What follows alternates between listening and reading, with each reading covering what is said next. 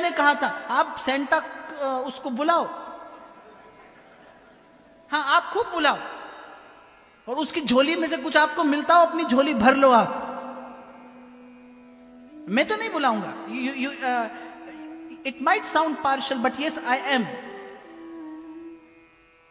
मुझे अपने धर्म के प्रति आदर भी है और मेरा धर्म परिपूर्ण है, मुझे इसकी निष्ठा और विश्वास भी है। मुझे किसी अन्य द्वार पर जाने की आवश्यकता नहीं है। आपको जाना हो आप जाइए, पर विचार मत छोड़िए।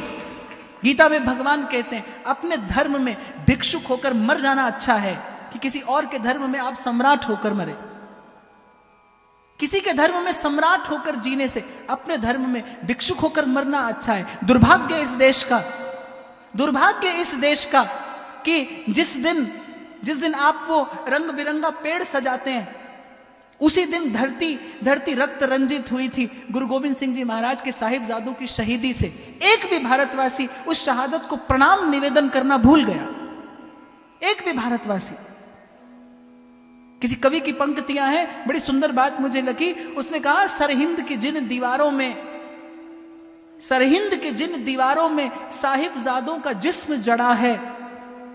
गुरु गोविंद सिंह जी महाराज वो दो सपूत, जब नवाब वजीर शाह ने कहा कि इनको जिंदा दीवार में चिनवा दिया जाए, दोनों भाई हाथ पकड़ कर खड़े हैं, एक छोटा और एक बड़ा। वो घटना में याद करता हूं तो